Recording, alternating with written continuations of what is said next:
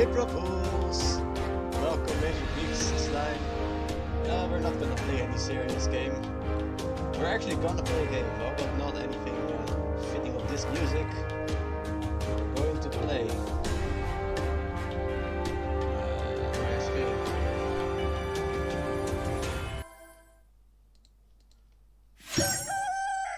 You can barely hear me, oh no.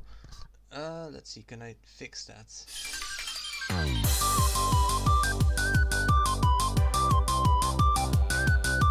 Make myself louder.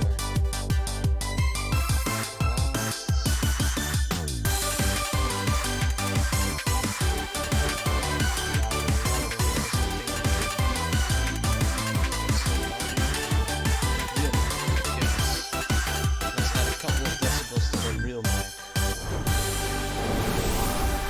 Is this loud enough? Test, test. Needs to be louder. Test, test. We're gonna play the KFC Dating Simulator. What better game for a day like this? Anyway, I think this is probably loud enough, and if it isn't, just tell me and I'll try and make it louder. Seems loud enough for now, but the game music is very low, so hard to tell. We shall see. Either way, yes. Let's get into this game. Before we get started, tell us your name. I am Max. You aren't gonna play the Murder Sonic game? No, I haven't heard of that actually. You sleep softly as the morning sun casts a warm glow through the window of your modest student apartment. The world is peaceful and serene. You could stay in the moment forever. Or you could wake up now! Your first day of culinary school is no time to sleep in. Smack that clock up, and Adam, throw the clock out the window and stay in bed forever. I think we should probably get up. Lying in bed, you stare at the ceiling, thinking about everything that awaits you at the prestigious University of Cooking School, Academy for Learning. Your mind begins to wander. Who will be there? What will you cook? What should you wear? Time begins to fly by and you find your imagination getting away from you. You'll need to take this seriously. You allow yourself to daydream a bit, thinking about the future. I think we need to take it seriously. I'd better make sure to arrive prepared for the first day. You bust through the morning checklist. Teeth is brushed, hair is combed, pits are deodorized. Nothing can stop you now. You confidently grab a biscuit, strut out the door and head off to class. Yummy, it's a KFC biscuit. Standing in the quad, you gaze upon the magnificent University of Cooking School, Academy for Learning. What a name. Here comes your lifelong best friend forever, Miriam. She's the most adorably awkward person you've ever met, and you absolutely love her for it. Good morning, Max. Are you excited for the first day for the rest of our lives? Actually, because I sure am excited, a little nervous. Okay, a lot nervous. What's the... It's just this morning I made breakfast for myself, but, well, when I ate it, I couldn't taste any love in the food. What if I'm no good? What if I fail? Classic Miriam. Raised by the MasterChef parents, she's always held herself to a very high standard. Ever since we were little babies playing together and you rescued me from that quicksand box, it's been clear to me that you're the most loving, caring person I know. You're going to do great. I can't believe I'm doing this with my Saturday night. And neither can I. But with University of Cooking School Academy for Learning's famous 3-day only semesters, I'm afraid of being left behind and never catching up. The sweet girl Miriam has always had a flair for the dramatic. This summer she's got so nervous about her first kiss that she chipped a tooth practicing it on a mannequin. Should you pep talk her or change the subject to give her some relief? What should we do, Slime? Pep talk or change the subject? I think she can use a little bit of pep talking, right? Yeah, let's go for the pep talking. Remember last month when we saw that fortune teller and had our tarot cards read? The lady with the mask who gave me nightmares? I've been trying to forget. I know she looked spooky, but she was so sweet, and she told you that you were destined for great things. Remembered that card, that fancy looking tower, and the other card featuring the handsome fellow in the red suit? I've been waiting for so long to meet a handsome fellow I could call my own. And I'm sure you will soon. In no time we'll be graduating. and you'll be delighted in the world with all your heartfelt cooking in no time at all. As you talk Miriam up, you can feel her nerves begin to ease. You know what? Maybe everything will be okay after all, and if not, at least I have these killer bangs. But can you believe I'm cut them myself? You definitely believe it. I cannot believe it. Before you can get to another word out, you're rudely interrupted when someone smacks your books and custom engraved measuring spoons out of your hands and onto the ground. Hey! It's Ashley, your arch rival. She's totally evil, but you can't help but be filled with jealousy. She can get anything she wants and she knows it. Lying to her face. Hello, Ashley. Oh, I didn't see you there, chicken shins.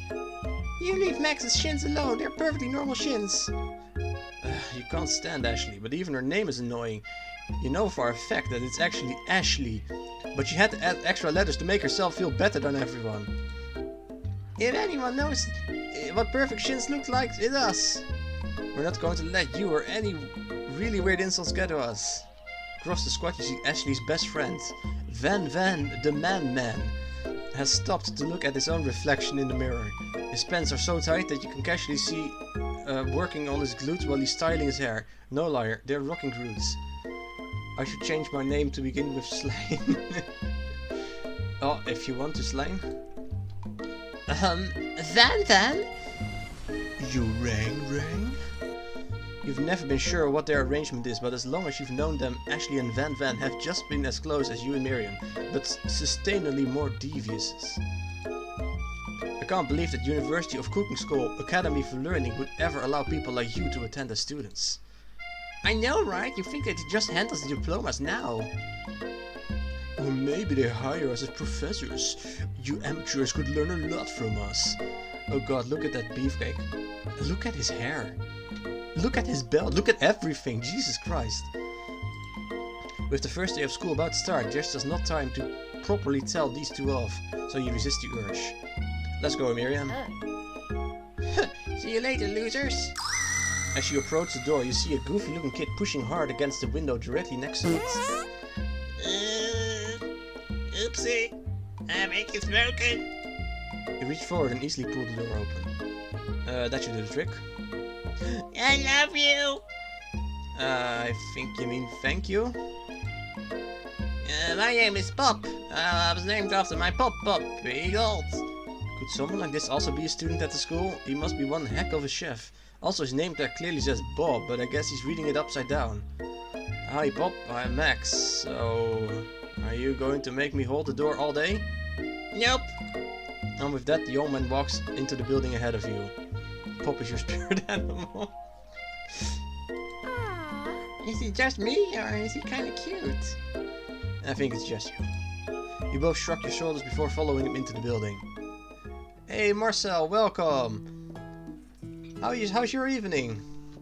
You stand at the edge of the room, unsure where to sit. Other students wander in and keep themselves busy chit-chatting. A scruffy-looking pooch takes place at the podium in front of the class. Adorable!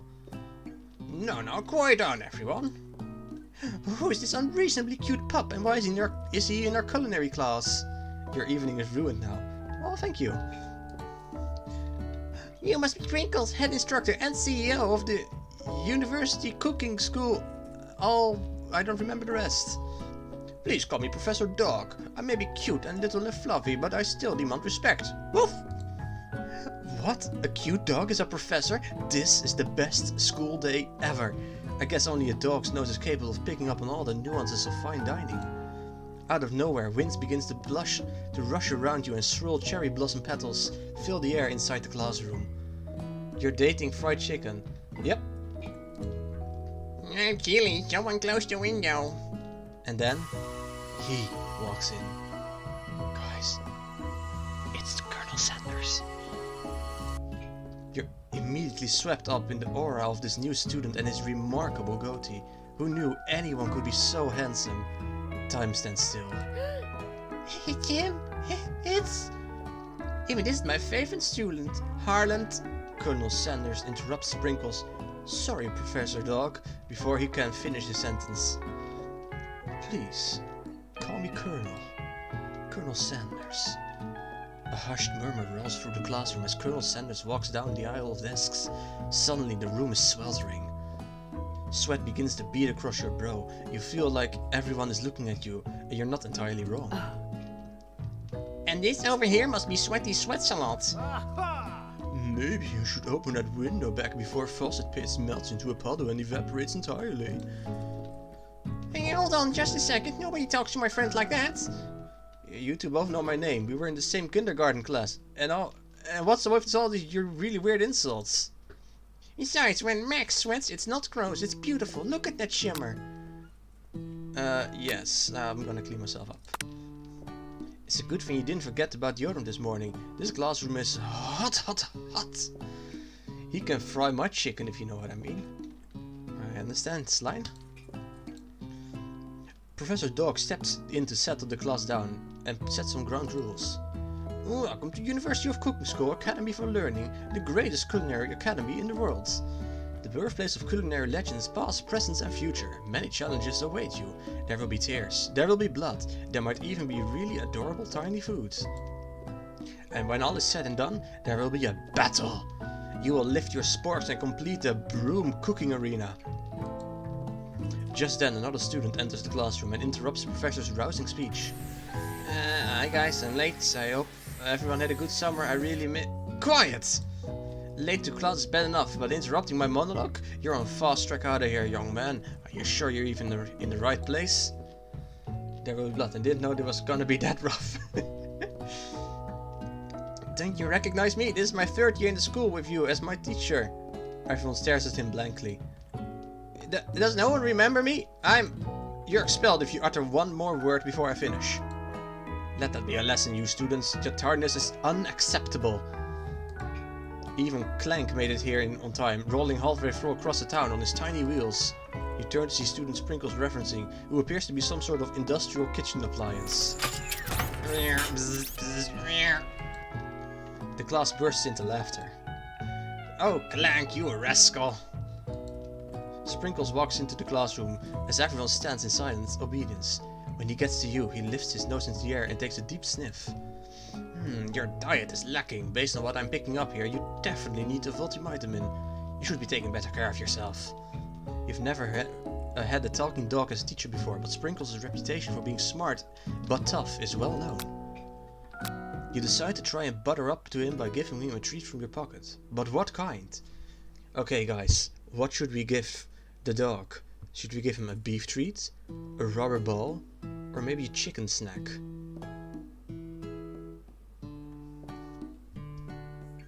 I'm just going to let you guys decide what to pick, regardless of what I think.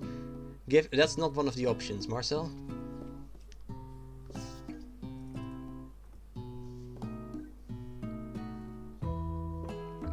Chicken. Okay then. You reach beneath your apron and return with a chicken snack in your hand. Sprinkles' eyes go wide as he locks onto it. His favorite. Well, I think there might be some competition for our new star student.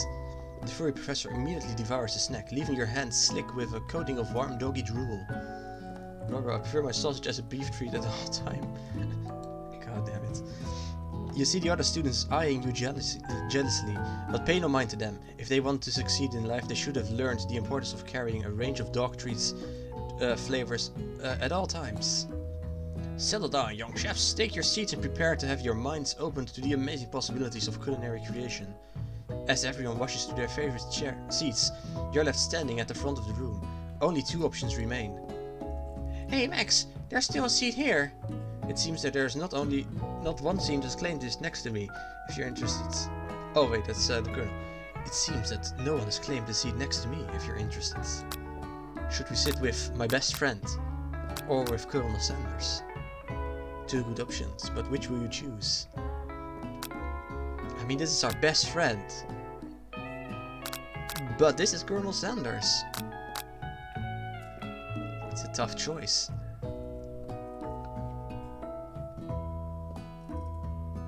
Colonel Sanders, screw friendship. Host before bros.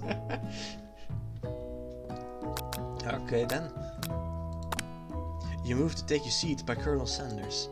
It appears he brought no books, pens or pencils. However, his perfect upright posture shows off a seriousness that makes you confident in his desire to learn. Thanks for offering me this seat. I've only had 2 rules. Do all you can and do it the best you can. It's the only way you'll ever get that feeling of accomplishing something. That's so inspiring. Little off topic, if you ask me, but okay. As soon as you've settled into the seat, the professor makes an announcement. Think fast, it's time for a pop quiz. Yeah, quiz about me. This is incredibly important and surprisingly short quiz will tell you if you're ready for life at culinary school. Keep your knife sharp and focus sharper. Here comes question number 1. If train A is traveling to point B and train B is traveling to point A, how important is it to wash your hands before cooking? Meh, depends. Extremely. Looking at you, Pop. Doesn't matter at all. So you should always wash your hands, especially after going to the toilet, which some people at my work do not seem to understand. No, not many depends. It's extremely important. That's right. Forest is to a tree as chicken is to a slam dunk. Night vision goggles. I always wash my hands while going to the toilet. Good. Or feather. Night vision goggles. Sure, okay. That's wrong! What's the most efficient eating utensil ever created? A comically oversized fork, a meat tenderizer, or a spork? I already did the goggles. Your hands. What? Oh, your hands is the most. Okay, that's not an option, unfortunately.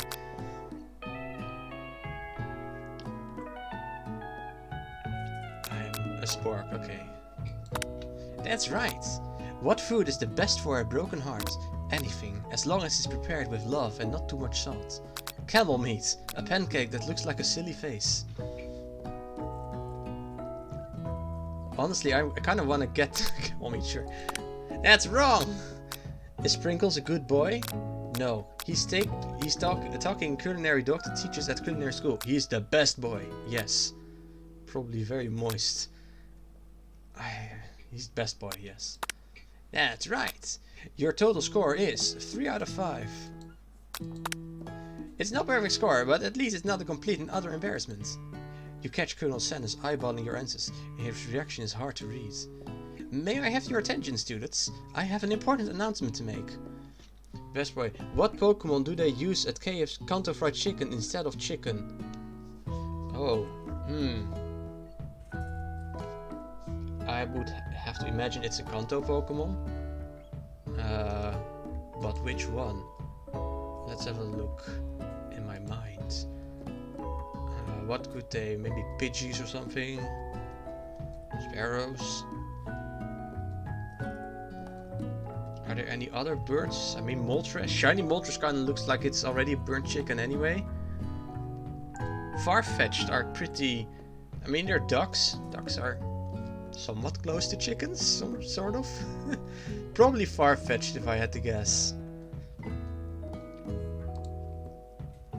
Blaziken, but Blaziken is not from Kanto. I bet Moltres tastes pretty good. But yeah, okay, if we include other generations as well, then probably Torchic. That doesn't seem too far-fetched. Oh god damn it. Let's continue. May I have your attention, students? I have an important announcement to make. Time for lunch! Wow, the cafeteria is as nice as any restaurant you've ever eaten at. It makes sense that a school dedicated to cooking would be very serious about eating. A delicious fragrance wafts through the air and tickles the end of your nose. Your mouth waters. Do you smell that? It must be our lunch. It smells crazy good. Everyone, can I have your attention? Is it about lunch? No, I just want to apologize for my tardiness. You see, I was... Howdy, folks. I'd like to make an announcement. Hey, I was... It's about lunch. Everyone cheers. But I... Shh. Lunch, lunch, lunch. She said, shh. In honor of the new semester, I've prepared something special to share with everyone for lunch. Aha! That must be what the smell I smelled. Indeed, that smell. You hold your breath, waiting to see what food this mysterious student has created. You've heard that he's very talented, but were the rumors true? Is this? Colonel Sanders lifts a large bucket above his head. Its contents glimmer in the light. Piled high are huge pieces of chicken, breaded and fried to a crispy golden finish. The aroma envelops you and you begin to feel warm and safe. Colonel Sanders has filled a bucket with chicken? What a novel concept. Your stomach begins to grumble, as if to say, stop thinking and start eating. For years I've been developing a secret recipe for the perfect fried chicken. By my calculation, nothing less than 11 herbs and spices are required to achieve the perfect balance of flavors. You look around and notice that every student has a pen and paper that is scribbling down notes as fast as they can. But that's all I say about that. What do you think? We want your stupid secret recipe, dude? Sure! Nah, my dude, nah. I'm just drafting a last and will testament in case one of those ingredients is poison. Got him! He looks around nervously to see if anyone else is laughing at his sick burn. You wait and see what zinger Ashley has prepared to follow up, but she suddenly takes a different approach. Yeah, that was like writing in my diary. Dear diary, today I smelled something beautiful and I knew that moment only the hands of a true gentleman could fry chicken so tender. God, I wish I could pull off Van's hairstyle. Yeah, okay. It is quite a style indeed. You see her body language change from bitter and evil to sweet and innocent as she slides closer to Colonel Sanders. She realizes that he is destined for greatness and fame with his cooking skills like this. She wants him all to herself. Oh, please. Well, Van, the man, if you don't want any. I'll take his. Well, hold on, I guess I'll try it. He's ours, Ashley. He takes one bite and his eyes grow wide. He starts contorting his face as he tries to hold in his pure exhilaration and act unimpressed. Easy now, there's enough for everyone. Please, my fellow classmates, dig in. You take one of the pieces of fried chicken out of this bucket and sink your teeth into it. It's amazing! Tasting Colonel Sanders' food transports you to another dimension. Alone with your taste buds, gripping a drumstick in your head, you float weightlessly. Focus your mind and meditate on this moment. Try and identify every flavor. Savor the moment and everything that it tells you about Colonel Sanders' culinary heart. Swim towards the light. What should we do? I kind of want to swim towards the light. That sounds pretty fun. Savor the moment. This one. Okay. Oh, swim. Swim. Okay, let's swim then. Somewhere up ahead, a bright light beckons you. The flavors are so intense you become wrapped up in them. Unable to resist, you reach towards the lights. It grabs your hands and pulls you closer. Closer. Until your fingertips connect with the end of everything. You are forever lost in the tender fried chicken bliss. Your mind dissolves. There is no Max now, there's only herbs and spices. Though Miriam tries to revive you, she cannot. Game over. Okay, try again. There's no Max, only Zul. The cafeteria. Oh no, we have to do all this again, it seems. You smell that? Yeah, I'm not gonna read it all again, just.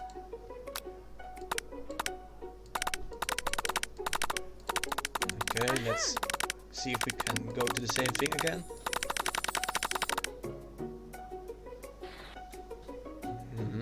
Just skip forward. We've already gone through this.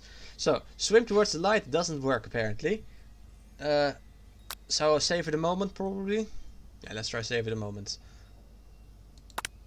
The flavors in your mouth are beautiful, pure, heavenly. What a guy! Alone with the flavors, you feel something that can only be described as love. For a man, for a flavor, are they the same? After tasting his food, you try to get some one-on-one time with Colonel Sanders. You approach Colonel Sanders. Colonel Sanders smiles ever so softly as you approach. He stops what he's doing and allows you to break the silence. Colonel, I wondered if I could talk to you for a second. Anything for a fellow chef. What exactly was on that chicken? Ha ha ha! How bold to come out and ask. It's an idea I've had for a new combination of flavors that will make me and my fortune establish my legacy for all time as I open a chain of highly successful fried chicken restaurants. No big deal. It's just you and me here talking. I can keep a secret. In fact, I've got some of my own that I'd be willing to trade. What's the rush? The semester's only getting started. We've got more whole days to get to know each other. He's clearly not giving up easily, but it doesn't hurt to be persistent. You know what they say about secrets, Colonel? Shouldn't learning be fun? Aww. You've got moxie, I'll give you that. Colonel Sanders looks both ways to make sure you're truly alone, and then leans in. You can feel his warm breath as he whispers. Just one ingredient, but you can't tell. I use... It's something my great-grandmother taught me. Wow! You'd never have guessed that. In fact, you're not even sure where you'd get some if you searched. While you're wrapped up in the huge revelation, you notice that Colonel Sanders has disappeared. While everyone is still in the cafeteria, you decide to look for him. No. No! Sly, no! You find Colonel Sanders outside, standing in the quad. Oh, it's you again. Howdy. Sometimes I like to come outside and look at the school buildings. I think about how my story will continue on after I've graduated. It sounds like you have big plans. I dare say, the biggest. I will leave my mark on this world, you can bet on that. Alone together for the first time, you figure now is the perfect moment to show your personality to him. Nag him to show your own strength. Wow him with a big idea, to add an additional ingredient to really spice things up. Be modest but thoughtful. Oh, these are all good options, what should we do?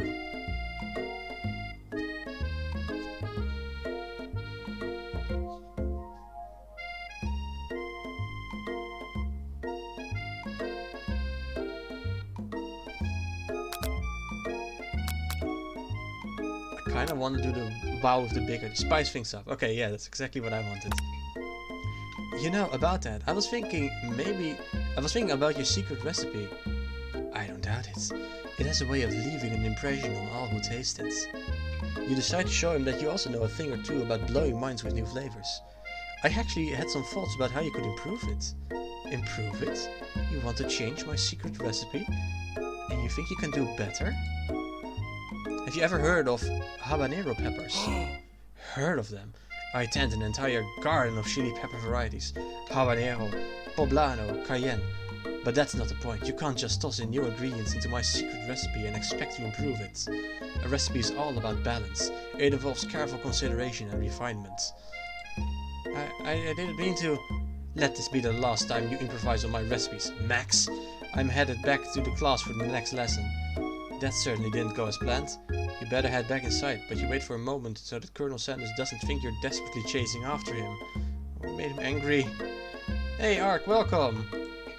You step into the massive cooking arena where the afternoon lesson will take place. Each student gets an oven and all the tools and ingredients they could need. Look at this place, it's magnificent! Finally, we get to show our stuff. Wait a second. Oh no, we have to show our stuff. What if I totally blow it? You're not going to blow anything, except maybe kisses to the crowd of fans you're going to earn with your signature adorable tiny food creations. Welcome students to the cooking arena. Do we get Sansa's tool to use? I'm just not going to answer that. For today's lesson, we'll be cooking with partners. Hurry up and pair off. Naturally, Miriam looks over to you, but unable to control yourself, you pounce on Colonel Sanders. Oh, now she's all sad. Hey, Colonel, would you like to tackle this lesson as a team? A team of two, that is me and you, if it wasn't clear. Wanna be my partner? Aww. Sure, Max, I'll prepare our station. Without you as a partner, Miriam is left standing all alone. Two different students quickly take notice. Hello, new partner. Oh my, two potential partners. I'm so sorry, gentlemen, but I don't know who to choose. It looks like you'll have to pick for her. Friend duties can be a little awkward, but that's the price you have to pay for not being alone forever. What do you want? Who do you want to task to be Miriam's partner? Okay, Pop or Clank? We can't really put her with Pop, I feel like. I mean, that's Pop. No, come on. You're gonna I ship Pop and Mary. Oh no. Okay, sure. Sorry, Clank, but I think Miriam will be partnering with Pop today. Pop gives a big smile and steps up to the same station as Miriam. I'm a chef. He holds up a banana and without peeling it, proudly eats the entire thing. It's disconcerting, but Miriam is too kind to act roast out. I love your enthusiasm, Pop. She looks at you like, really, this kid? But it's too late to change your choice now. Now it's time to focus on your own cooking classwork. Alright, you two, for today's lesson we're going to keep it simple. Pick a basic dish and divide up the steps.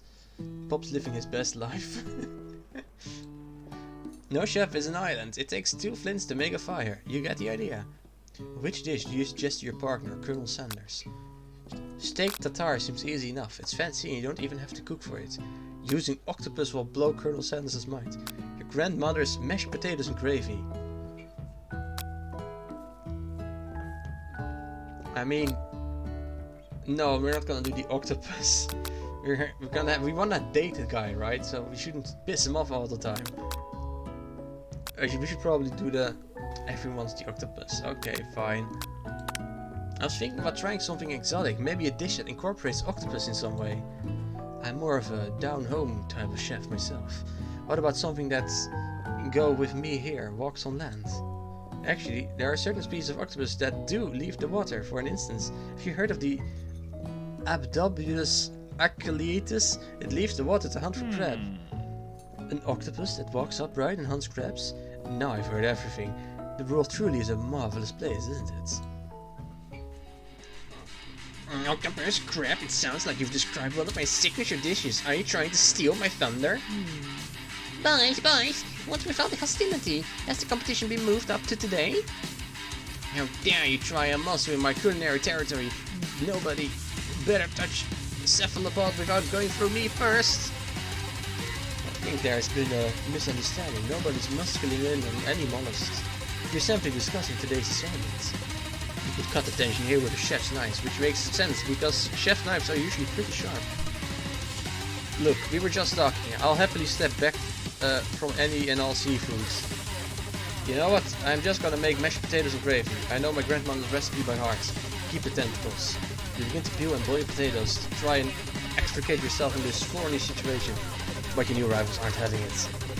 I doubt you even have the capabilities to work with the ingredients so delicate. You should probably stick to microwavable dishes. Unlike my friend Fan, though he may be the man then, I have no doubts whatsoever about Colonel Sanders' ability to concord creations with admiration. After all, your fried chicken was quite spectacular. But Colonel, if you ask me, I might make a better partner for you than this thing that has positioned itself at your station. Don't you feel, deep down, that we cast complementary shadows? We fit together like a thigh and a drumstick. It makes sense. Nothing about this makes any sense, but one thing is clear. She's coming for Colonel if you don't watch out. And if Max and the Van are both so inclined to the sea, perhaps they should go there together. Ashley, are you suggesting I share my secrets, my special saltwater sauce with this novice? I'm disappointed in all of you. Ashley is really going at you hard. You need to ask for some backup here before things get ugly. Should we turn to Sanders or to Miriam? Hunk of hunks in your time of need. Turn to Miriam, your forever bestie who always has your back.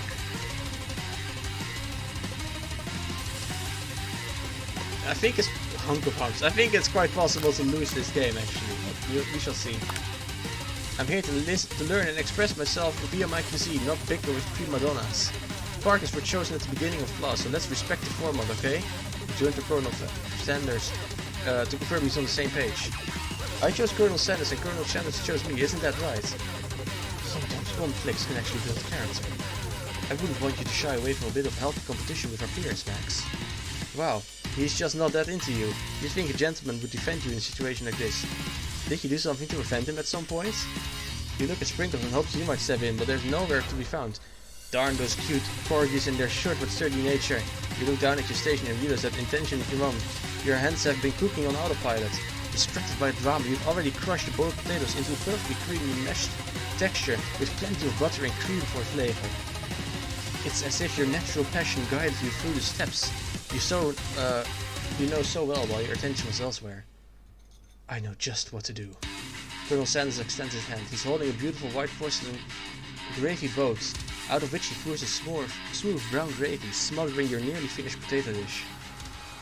The gravy flows down the mound of mashed potatoes. The result looks spectacular. Granny would be very proud.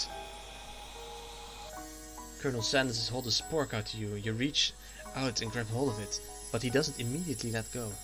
The two of you stand holding the same spork, and for that small moment, all of the madness and pressure in this crazy world stops. Your eyes lock. The moment is electric. Time stands still. If you love something, set it free. Together you dig the utensil into the mashed potatoes and lift a heaping sporkful up. When you see Ashley with her sinister look, you know she's plotting against you to be with Colonel Sanders. And then, filled with rage and without thinking, you fling the sporkful of mashed potatoes right into Ashley's stupid, beautiful face. Van, do something! Scooping up a fingerful, Van tastes the dripping mashed potatoes and gravy and realizes that it's delicious. Horrified by this revelation, he slinks away. Will he ever be able to cook something with so much love and integrity? Hold it right there, Max. We do not waste food in the broom cooking arena. Colonel Sanders, I expect better from you. If you throw one more spoonful, you both better be prepared to eat it from wherever it lands. Can I eat potatoes, no face? Van rushes back over, a covered dish in his hand. Mashed potatoes with gravy? Pathetic, in just a few minutes I've prepared a full meal. Gaze upon my speciality. Braised tentacle of octopus in a silky saltwater sauce. Oh, this is saltwater sauce. Plated on a battle axe bladed forged by my supreme chef ancestors. Jesus Christ, what even is this? You've ignored me for too long. That ends now. It is I who will be having the first bite, and you will all look on with envy. The interrupting student rushes at Van and wipes the bite of his signature dish right off the plate. No, don't! Something about this dish doesn't strike me. My nose is quite right. I think the octopus was rushed. May have turned in the process. The results could be toxic. Too late. It has been eaten. Yeah, I think I left it in the oven. Yeah, I don't feel so good. It killed him. Everyone step back. Don't take another bite. When you look back at the plate, the rest of it is gone. You notice the tip of the tentacle being slurped up by Pop's mouth. Pop winces in pain for just a moment, and then is almost immediately back to his oblivious self. Oopsie! Tastes like poison. The entire class has gathered to watch Pop's final moment. Shock has frozen the whole crowd. They are motionless as statues. The class bell rings, disrupting the moment and snapping everyone back to reality. It would appear that Pop's enthusiasm for trying new things, despite oblivious danger, has inoculated him against poisons of all kinds. I'm not sure if the professors here make enough money. Hello? I just turned into a ghost over here.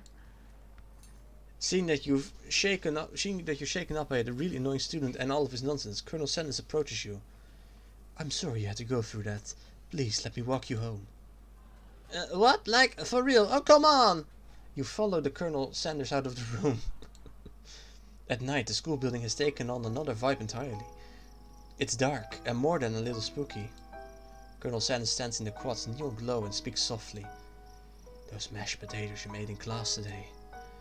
Before you go on, I want you to know they're not a great representation of my skills. I didn't even realize I was making them. They were amazing. Tasting them reminded me why I became so passionate about food to begin with. Colonel Sanders is getting choked up. Cooking is obviously important to him in a way that you find inspiring. Now it might be the perfect time to tell him you're developing feelings for him. Colonel Sanders? Yes, Max. There's something I need to tell you. Hold it right there! There's something I need to tell you first. Oh jeez. You see, when I was just a boy, I had a dream that one day I would be the greatest chef the world has ever seen.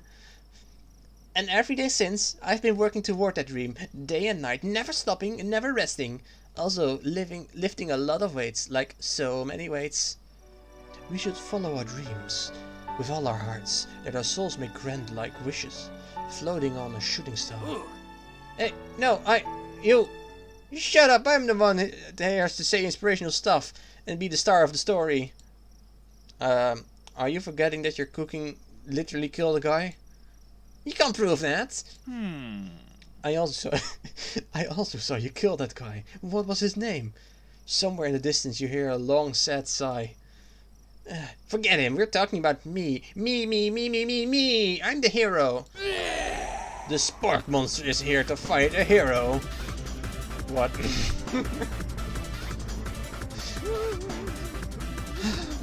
I think I left the fridge door open. Later, nerds. We will not let harm come to another student, except for that ghost kid. I kinda dropped the ball on that. Be afraid, be very afraid of me, because I'm a monster, see? He is rhyming on purpose, or is that just coincidence? But before you can discuss syntax any further, it's a turn-based fight sequence. What will you do? What the fuck?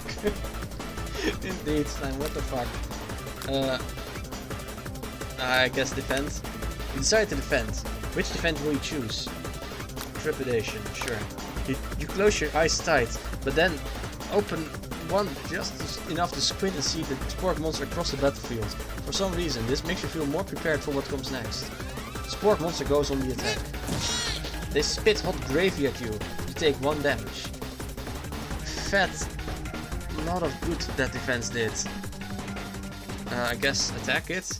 Best offense is good defense. Wait. Oh. No, isn't it supposed to be the other way around? Best defense is good offense? I don't know. Let's just attack it. You decide to go on the attack. Cook with Love, Showdown. Cook with Love. Cook with Love does 1 damage. Spork monster won't forget this. Spork monster focuses their meshed mind and draws in energy from Mother Earth itself. They grow larger and more intimidating. How will you respond? Attack more. You decide to go onto the attack. Cook with Love again. Spork monster is no quitter. Buffed up and ready to rumble, they go on the attack once again. Spork monster uses Ultilily Utensil. You take 2 damage from the attack. If you take much more damage, you're not going to survive the battle. Defend then. You decide to defend. Which defense will you use? Buff up.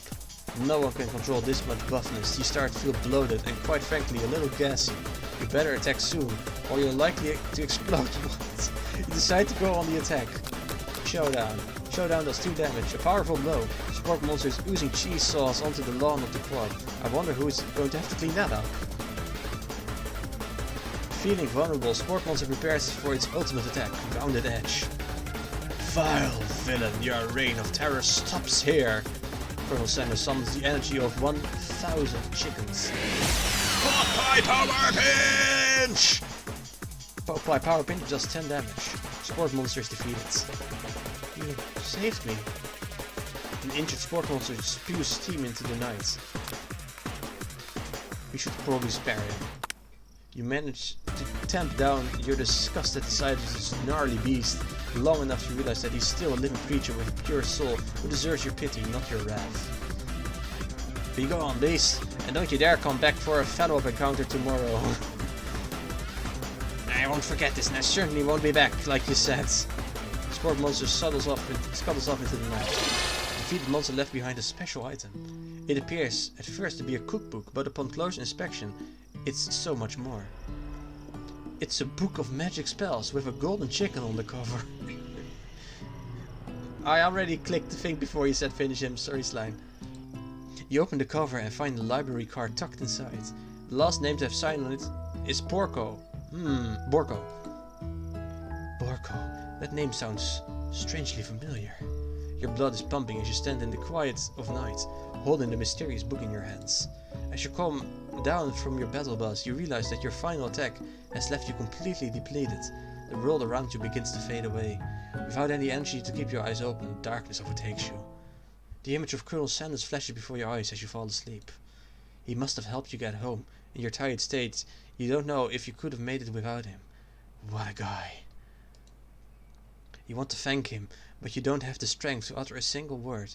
You feel your covers being pulled up to you as you are tucked in tightly. Good night, my colonel. your dream, you're together with Colonel Sanders. For some reason, Sprinkles is there also, instructing your love. Dreams are weird. You awake on day 2 and attempt to process the wild visions you had. Were they memories or premonitions? And then there were the secret ingredients and Colonel Sanders went ahead and told you outright. Not much of a secret, huh?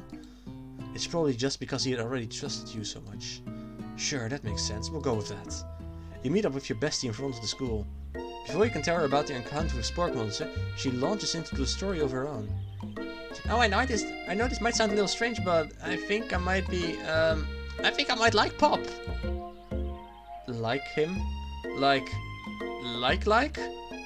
I know, it sounds like I'm moving too fast, but there's something about him. I like him. I like him. We got talking after class. He's actually a totally sweet guy. Not only that, but he's really smart. He told me all kinds of things and stories about Colonel Sanders. Did you know that Colonel Sanders enlisted in the army when he was only 3? Not only that, but he found a special unit of super soldiers who all wear the same hats just because. He put a hat on one time and thought it looked cool. But Colonel Sanders doesn't even wear a hat. He wears a ribbon tie. Either way, maybe it's best you took it slow with his new boy, like I am with Colonel Sanders. You are Colonel Sanders? The coolest guy in school? The most famous student to ever attend the University of Cooking School Academy for Learning? You're a thing now? We were definitely connected yesterday. Haha, sure you did. You're great. Why wouldn't he be into you, I guess? Laughing at the implication that you and Colonel Sanders might be a thing is definitely not cool. You are great. They make such a good couple. I don't know, man. I think I ship Miriam with the robot thing more. You had an idea about how to prove your love is real. Well, if he's not into me, why did he tell me one of his secret ingredients? Your bestie's eyes light up. A secret ingredient? Yeah, I just said that. A secret ingredient. Is there a dramatic echo in here? Miriam checks to make sure you're alone before continuing. So, this summer, while I was on vacation with my family, a lovely man approached me in the botanical garden where I was wandering. This can't be good. He told me all about his passion for spices. Secret spices!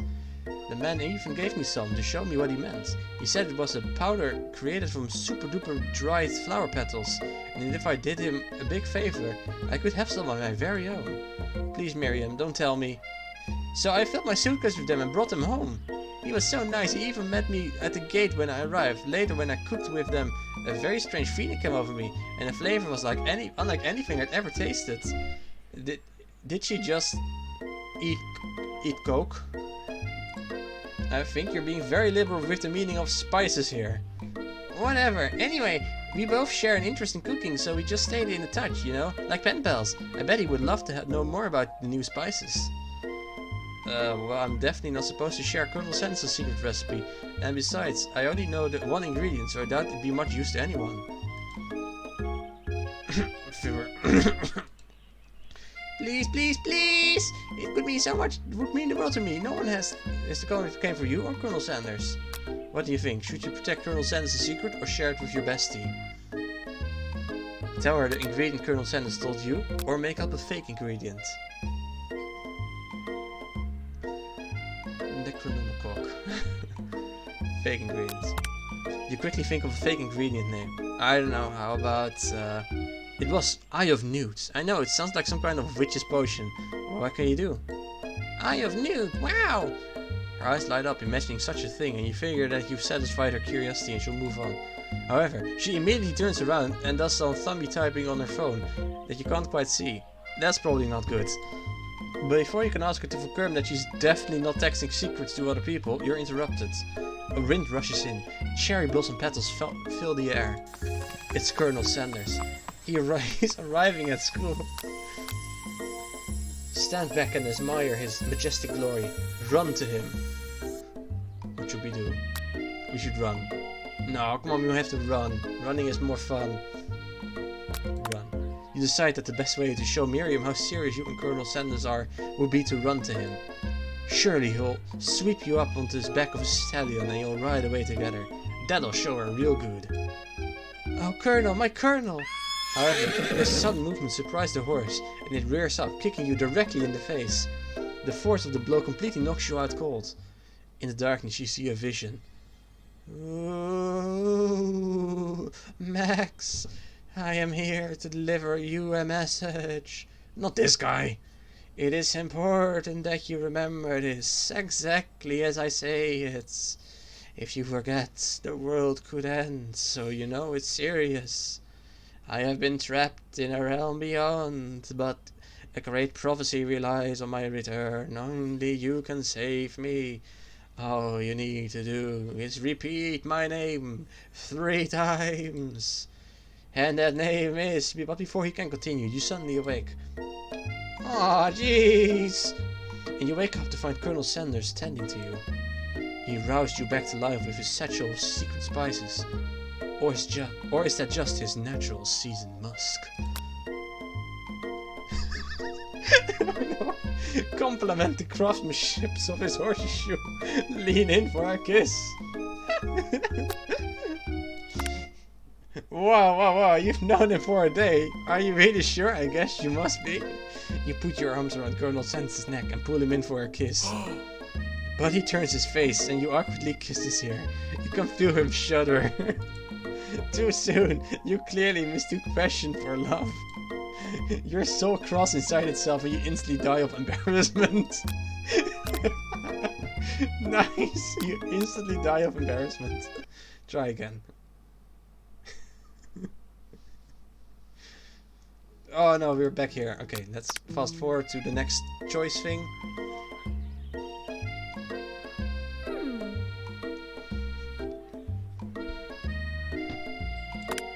Fake ingredient. Run to him.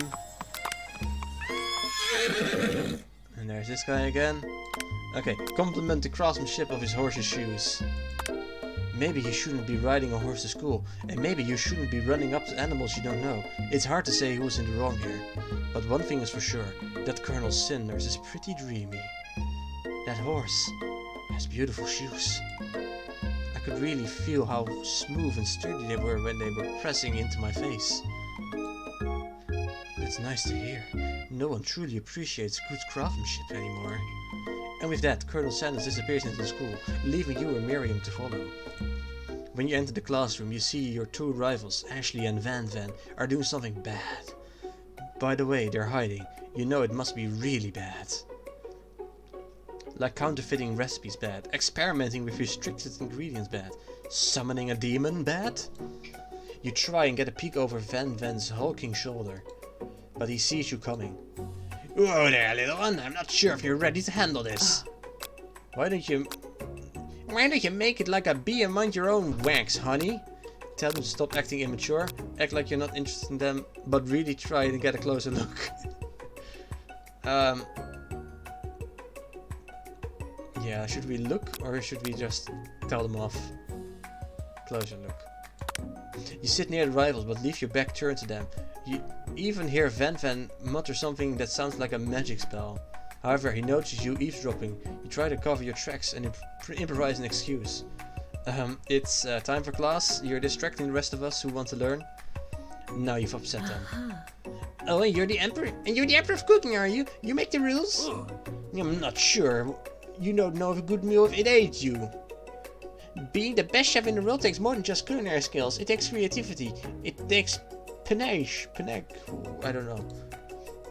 And it doesn't hurt to use a little evil. You finally get a look at what they were hiding and you instantly recognize it. It's a book, just like the one you found after your encounter with the sport monster. The fucking chicken looks so stupid on it. That's the same book that I found last night in the squad. Ashley immediately elbows Van Van, who hides the book behind his back. I don't know what you're talking about. This book is a family heirloom and its contents are secret. It's a Necronomicon Volume 2. You notice that they haven't just been studying the book. They've got Pop pinned to the wall and they're tossing potato skins at him as he tries to catch them in his mouth. We're playing. Before you can dig in any further, you're interrupted by the arrival of some more students. It's almost time for class. Beep beep beep. Clank must be running late. He's in such a hurry that he rolls right over Van Van's meaty foot. Yeah, watch it, bucket of balls. You watch how you talk to him. He didn't do anything. Ish? Who do you think you are talking to us? I've never even heard such language, not from a stand mixer. Womp womp. No, your mother was a stand mixer. Van Van jumps to attack Clank, but Clank shocks Van Van, sending him flying across the room. Protect me, Colonel Sanders. These crazed men are about to come to blows. I think it must be over me, but I'm not interested in either of them. Jesus, this face. Ashley Stone has completely changed in an instant. She bats her eyelash at Colonel Sanders. Surely I must know this is a ruse, right? Gentlemen, get a hold of yourself. Save it for the arena, at least. Or don't. Honestly, what do I care? I've got lofty career aspirations to focus on. Maybe I can help you with your business plan. Just then, Sprinkles arrives to signal the true start of the class day. He's panting, which doesn't seem to be abnormal. He's a professor, but he's also a dog. Students, please take your seats. I apologize for my late arrival. I spent the morning chasing a car all around town, and my tiny legs were very, very tired. But I'm here now, and I hope you're ready to learn. Rub his furry belly, he loves it. Sprinkles stops his tracks and sniffs the air around you. Something has him in a trance. Is the scent left on you from Colonel Sanders? Sprinkles jumps on you and licks your face. Down, boy, down! Out hop him! That command shouted by Colonel Sanders has snapped Sprinkles back out of his trance. I wonder what's up with that. Pet the damn dog, damn it. If I could. I mean, I can do it with the mouse. Can you see my mouse? I don't think you can see him. Oh yeah, you can see the mouse. Okay, here, pet. Pet. Yeah, who's a good boy? Your belly rubs. Sorry, I got a little carried away. After he catches his breath, Sprinkles regains his control of the classroom. Without any further ado, we'll review the global history of my favorite fowl, the chicken. You want to pay attention to the lesson, truly you do. Which was why in 1776, the signing of the Declaration of Independence, it was a chicken who first signed their name. But you can't help but daydream about Colonel Sanders, and you miss most important parts. When you come to, Sprinkles is holding a tray of food in front of you. Well, Max? Naturally, this appears to be to you a sample platter. Which item do you want to sample?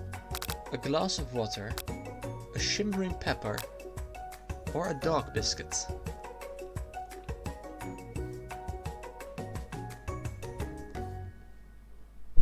Three options. Once again. Are we gonna eat a dog biscuit? Okay, sure. Because of the shape it's baked in, you assume the dog biscuit is a treat made by Sprinkles, an example of his own culinary talent perhaps. You reach out for it when Sprinkles jumps up and bites into your cooking apron. What kind of monster would steal a dog's favorite biscuit? Your apron is left in tatters, and the entire class looks in horror as you fall unconscious from embarrassment. I never even got to taste it. Is this the end? You fade into darkness, but something is there. The Spork monster? Borko, what are you doing here? It's not your time, my friends. Your act of kindness has not been forgotten. You watch as your apron magically repairs itself. You won't have to live in embarrassment anymore. Thank you, my friends, wherever you are. Which item do you want to sample? I guess the pepper then. A brightly colored pepper stands out from the other items. It sparkles in most eye-catching way, so naturally you reach out for it, grab it, and eat it right away. However, your body is not prepared for the heat. The pepper has triggered an intense spice hallucination. It feels like forever as you trip through the universe. My friend. This guy again. I am here to give you an important message. You must avenge my death and fulfill your destiny. All you must do is... I was saying, to fulfill your destiny, all you must do is... I think I have some spice stuck in my throat. It's fine, it'll work through. To fulfill the prophecy. You feel yourself begin to regain consciousness. Oh man!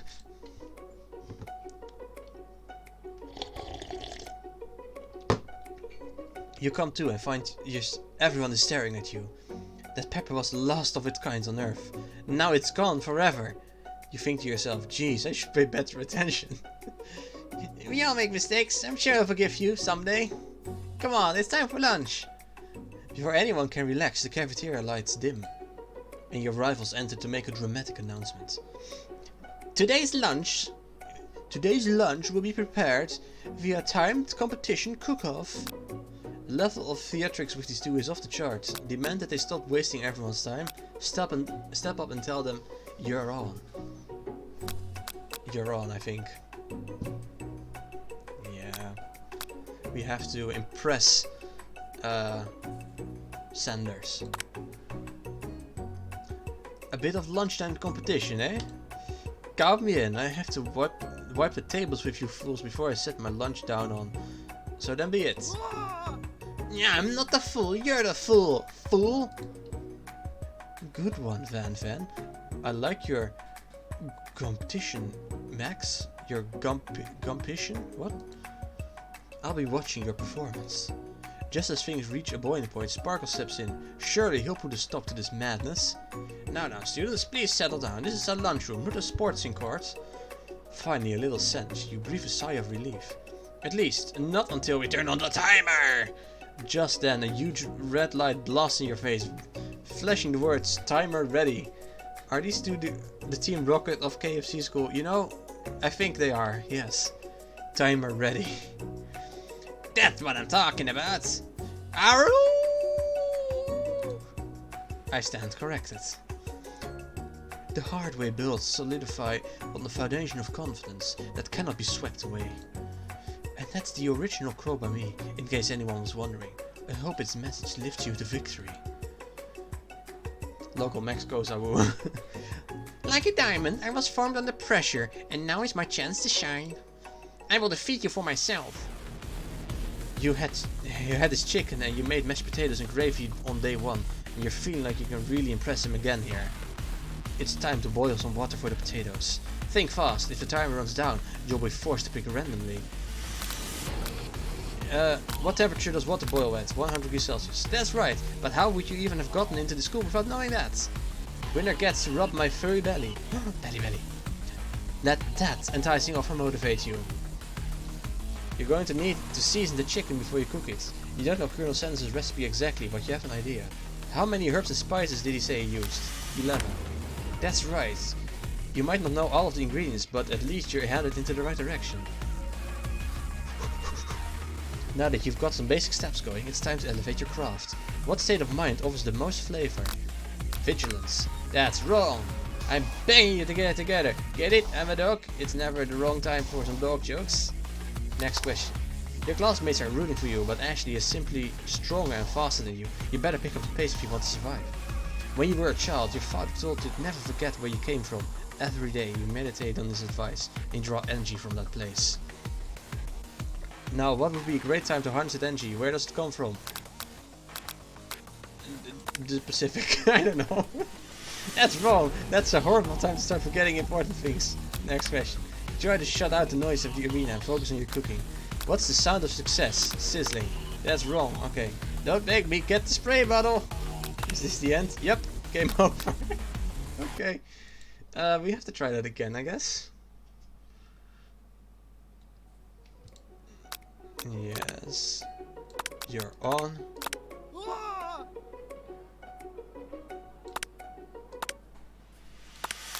100 degrees Celsius, that's right. Okay. 11. What's the state of mind of most flavor? Trust. That's okay, gratitude then, I guess. Beg you to get together. Next question.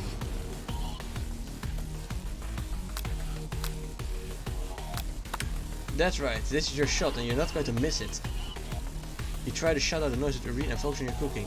What's the sound of success? Bubbling. That's wrong. Okay, silence then. Don't make me get spray bottle. Next question.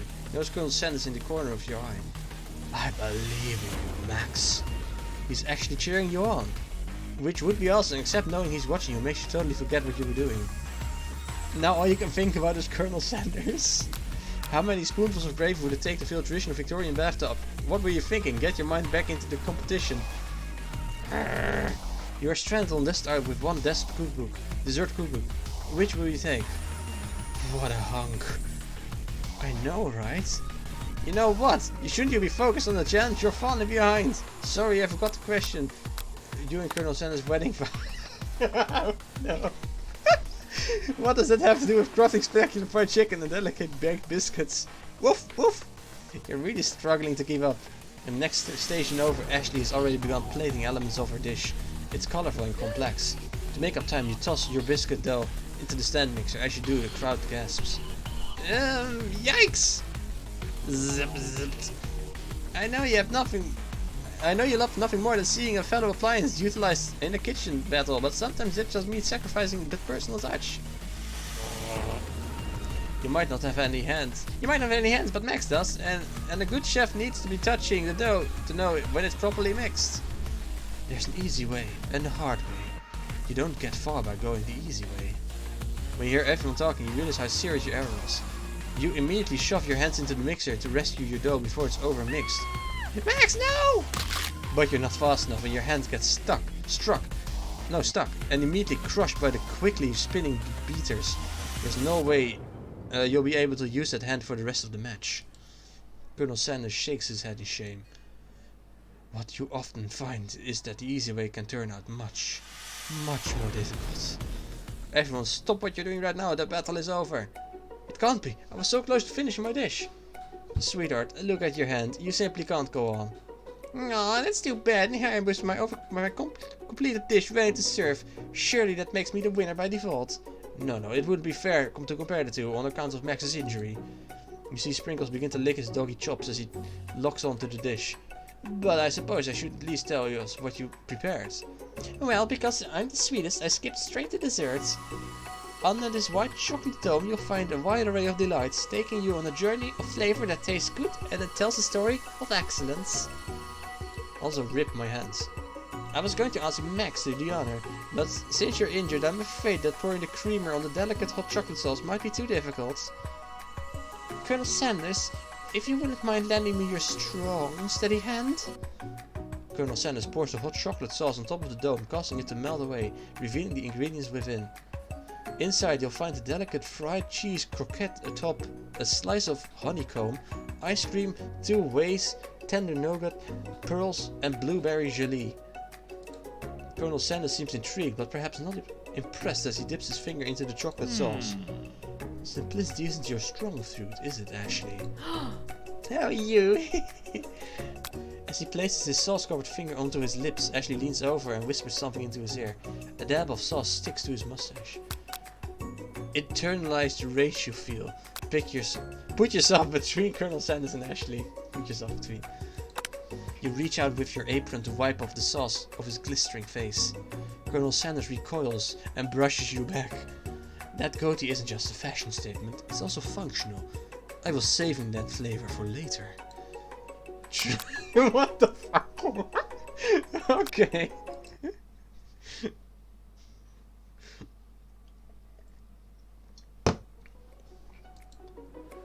Oh no, we have to do the entire thing again. Okay, you're on.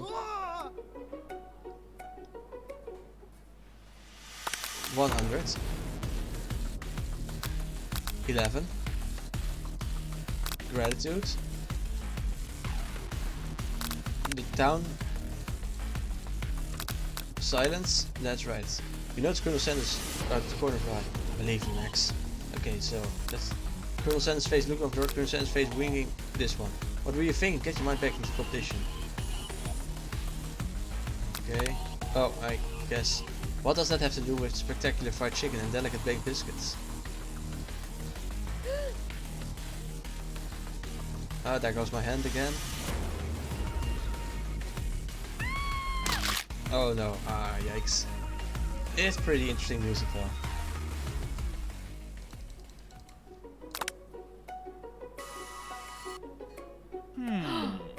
I guess I have to internalize rage, I feel. Your rage burns so intensely within your eyes that they've burst into flames. The flames cause your eyebrows to catch fire and turn to ash. And they then fall off your face, which means people will have a hard time understanding your emotions for the rest of the semester, perhaps forever. Embarrassed and ashamed by your poor performance, not to mention your crispy fried bro, you run to the quad to be alone. The beautiful weather feels like an insult. Inside of you a storm rages. It's Colonel Sanders. He's probably here to tell you that he and Ashley are in love and that have decided to get married.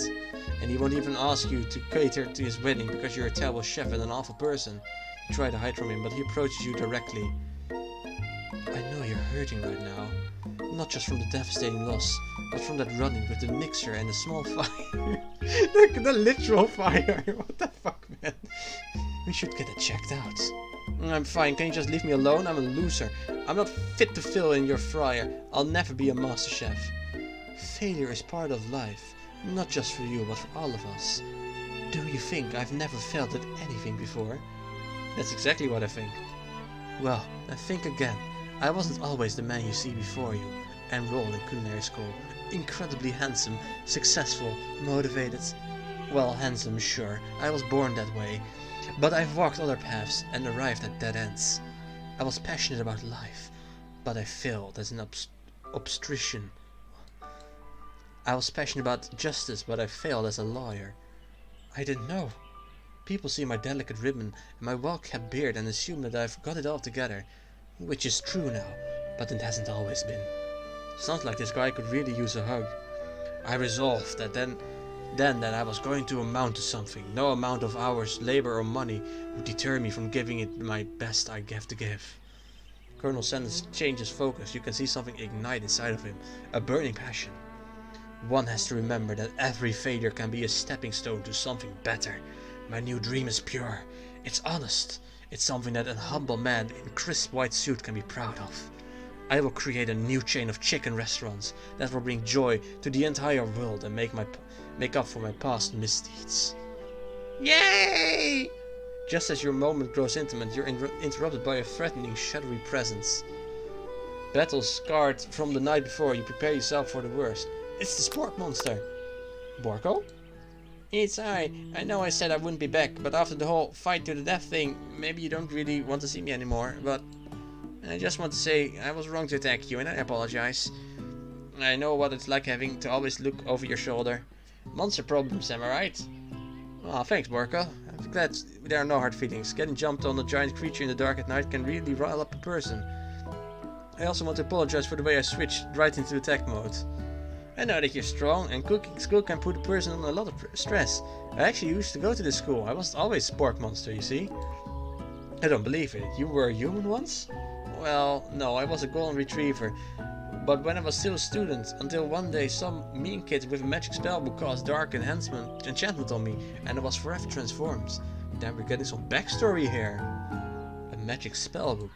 Precisely, I had procured a copy for myself, but somewhere along the way, I've lost it. If you find such a book, I beg of you, respect it. You're a powerful chef, and you shouldn't rely on such dark and evil magic. No, you should be protecting the innocent from those who could cheat through sorcery and guile. If you need me, don't fear, I'll be there. It sounds like there are some bad cooks in the kitchen of life. Max, together I am sure we can defeat them. Come back to my hideaway and we can discuss. A personal invite. You can't imagine what Colonel Sanders' home must be like, but it sounds like you're about to find out. Holy shit, guys, we're in Colonel Sanders' home. Stepping inside Sanders' home, surrounded by his things, you start to feel a special bond with him. It looks like you're living such an exciting life, Colonel Sanders. Every day can be an adventure if you approach it with the right attitude. Time to get wet. Long ago I made the decision to never stop searching, never stop working, never stop imagining. Have you been working on any new recipes of your own lately? I'm always excited to talk about food with another ambitious chef. Well, there's something. It's just a side dish that I've been tinkering with, trying to find the right balance of flavors and textures. I'm not sure I've nailed it yet, but I'm close. Colonel Sanders' eyes perk up as he starts to wonder what dish you might be describing. It's meant to pair with something spicy, something crispy. Both, perhaps? Now you've caught him right where you want him. Should you reveal your new creation to him or keep it a secret just for you? We're gonna reveal it. You decide that you're as ready as you'll ever be to share your original cooking with Colonel Sanders. Before you can talk yourself out of it, you decide to dive in head first. You reach into your lunch bag for a special dish that you've been keeping on ice all day. I present to you my original coleslaw. The shredded cabbage dish glisters in the light of Colonel Sanders' Lux Highway. Magnificent. Together you chow down on the creamy slaw until just a spoonful remains in the bowl. Do you mind if I hold on to the last bite? I'd like to have it around so that I can admire its taste later and think back on this moment. You could offer to make him more, but he seems a very sentimental kind of guy. Sure, why not? Please make yourself comfortable. I'll be back in just a moment. You realize that now would be the perfect time to do some snooping. Around the room are various items that you can look closer at. Each item seems to radiate memories and emotions. Tap on an item to discover more about the Colonel. I like how baby Colonel already has a goatee. You gaze out the window across the vast lake and mountain range beyond. Just then... Wait, did I... Wait, no. Resume. I'm not sure if I hope I'll get a chance to actually click on those things. Maybe I was supposed to click on it like when they were still sparkling. Are you thinking about heading out into the world on a quest to avenge my death? Wait, what? I've never even learned your name. Why would I avenge you? I could just tell you my name right now. It's... Can't you see I'm in the middle of something? You open the window and crack the ghost of a student swept out with the breeze. Tap on an item to discover more about the Colonel. Okay, well there we go. How about this thing? You take a closer look at a large urn sitting on the nearby pedestal. There's a plague on it. It's dusty, but when you wipe off, you can read its inscription. It says, "Here lie the ashes of all my past careers and business failures." Poor guy. Tap on an item. A scented candle. You pick up and try to identify the smell. Power tool. Freshly starched collar. Piece of wood floating in a lake. Summer of '69? No, it's one of the secret recipe ingredients. It's... A lock of silver hair is woven through the teeth of the comb. Upon further inspection, you realize that the hair therein isn't just silvery in color, it's actually made of spun silver. You notice a very realistic stuffed chicken sitting on the table corner. When you pick it up, you realize it isn't just realistic, it's real. Taxidermy? It must have been important to Colonel Sanders when it was alive. A little note is clipped to the side of the chicken's foot. The true state of birth of the great state of Kentucky. Here lies Sanders' hopes and dreams. What a baby. No, the SpongeBob thing. An adorable little baby boy crawls on the floor.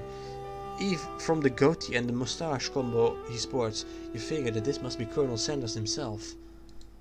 That, or maybe it's a drumstick that seems to be waving like a rattle. Who frames a baby picture of just themselves? Probably the same type of person who would make their own face the logo of the company they founded. Am I right? So, Colonel Sanders has a big cock in his room, yes. The photo appears to be Colonel Sanders, except he's an old man visiting the pyramids of Egypt. Maybe this is where he discovered one of his secret herbs and spices. One of the framed photos shows an old man who looks a little bit like Colonel Sanders, standing with a friend. They hold chicken fried drumsticks and appear to be cheersing them. You look closely and see there's a short inscription. I wonder who my friend Pete is. I think that's... Oh no, there's another thing. This must be where he keeps the secret recipe. Think for a moment. What number is important to Colonel Sanders? And then it dawns on you. As soon as you turn the dial to 111111, the safe opens. Inside, you find a single note. One chicken be prepared sashimi style. Oh, can chicken be prepared sashimi style? No, I don't think that's a good idea. Oh man, imagine chicken sashimi. That'd be disgusting. You open the door to Colonel Sanders' closet and find a row of his signature white suits hanging within. You take one off its hanger and try it on. Do it, coward. What? No, I'm not gonna eat chicken sashimi. That's disgusting. The jacket is a bit big for you, but it's soft and comfortable. You give yourself a deep hug, breathing in his scent. They say that home is where the heart is. Is this what they meant? Before you can look any further, you hear Colonel Sanders returning. He has a new dish that he's been working on. He wants you to taste it. You try to act casual until he asks you why you're wearing his jacket. Aw. I don't usually loan those out, but I must say, it does look good on you. Not thinking chicken dimensionally. Oh crap, the jacket. Okay, so I was planning actually on making a chicken dish today with salmiak licorice in the coating. But like it would take too much time and I wouldn't be on time for the stream. What the fuck, Max? I'm going to make it. I got the recipe from ChatGPT after asking it if it could come up with any recipe with salmiak licorice as an ingredient in it. I'm really curious to what it will taste like. Big move. Oh, now you forgot to take it off. You decide that now is your turn to make the big move. You tell him you're cold. You fess up and tell the truth. Big move. Whoa, this isn't the kind of game. Well, it kinda is a game. Not that we blame you for trying, but still. Game over! Okay. I guess we don't ask the AI for recipes. Oh no, not here again. Okay, let's just fast forward. Sport monster.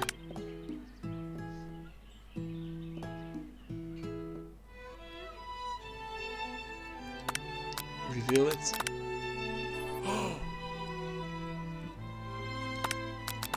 Okay, click an item.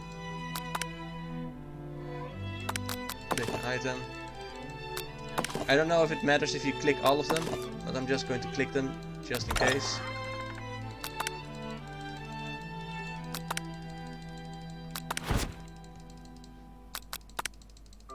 Okay, and finally the jacket. Aw. Okay, so not a big move. Don't forget to touch the... I already did. Jesus, slime.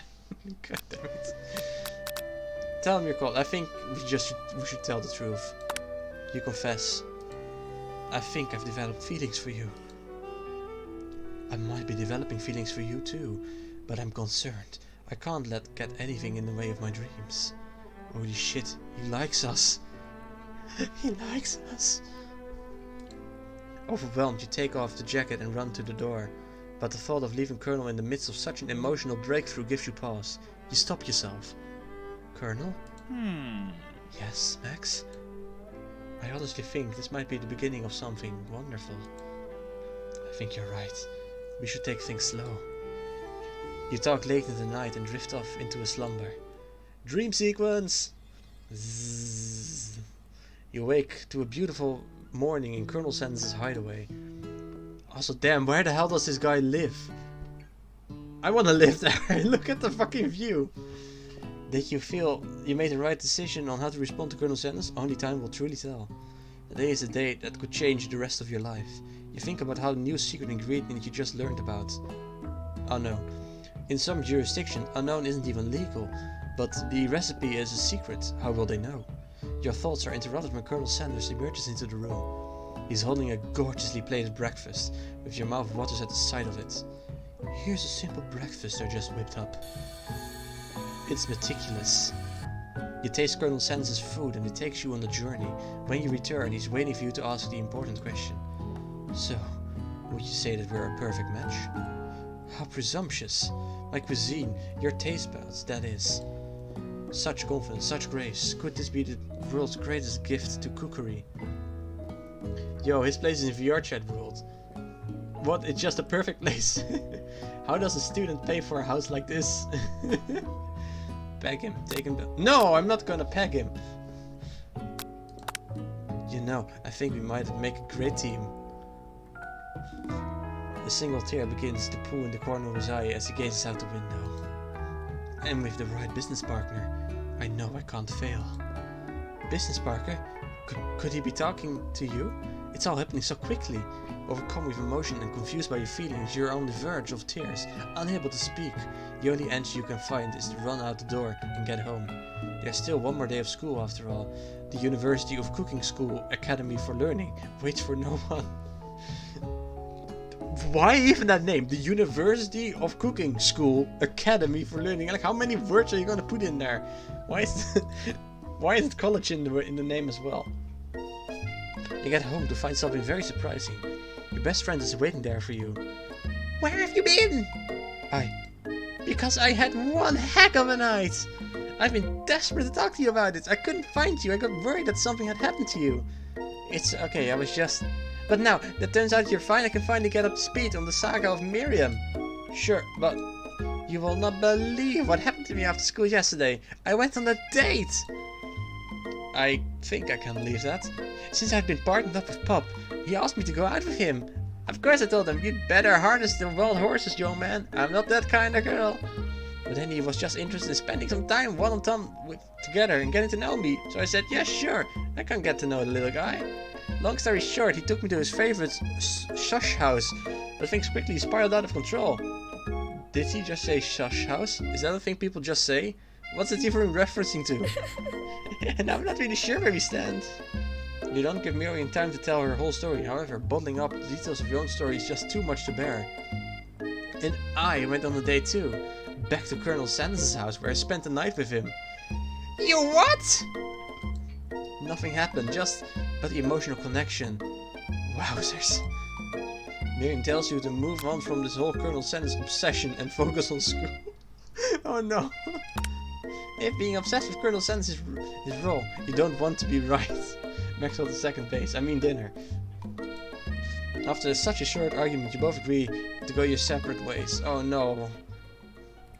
When you arrive at school, you encounter your rivals in the squad. You can tell from a distance they're picking on Pop, though he himself might not be quite grasp that fact. Because you know, he's Pop. What's this really? It sounds delicious! No, it's great. I'll order one up right away. I'll have my swirly with sprinkles, please. Sprinkles is a dog and a treat. You can get your swirly drip too. Why don't you pick on someone your own size? Because I'm literally the biggest person at the school. There is that horse Colonel Sanders rides to school, but would you dare pick on such a gentle and beautiful creature? You've got some nerve, Max, suggesting a pick on the defenseless horse. Now you're twisting my words, and I won't have it. You clench your fist, but the injury from yesterday's mixed accent makes you wince with pain. Doesn't look like you can go on cooking like that. Might as well just give up. I never give up, ever. Colonel Sanders arrived just as Pierce's things are close to boiling over. A naturally intuitive person, he sensed that something has been going on. Is everyone excited for the final day of school? Max, how's that hand feeling? I'm sure you'll be back in fighting form by this afternoon. Are you concerned about my hands, Colonel? Yes, they are. Almost broke a nail, winning so hard. Technically, I don't believe a winner was decided, but your presentation was quite impressive. What's he doing complimenting her? But what about the flavor of my delicate, warm, gooey chocolate sauce? It was clear that you're passionate about how your food is received. That's a lot of words to say it was bland. Excuse me, Max, I'm more than capable to speak for myself. Maybe you could tell me more of your thoughts as we walk into class, Colonel. I'm always interested in discussing the fine art of fine foods. See you inside, Max. Annoyed by Colonel Sanders' inability to see Ashley for who you know she really is, you walk across the quad to get some distance. In an attempt to distract yourself from how slighted you feel by that interaction with Ashley, you take out the spellbook you recovered yesterday and start flipping through the pages. Wow, what's that book?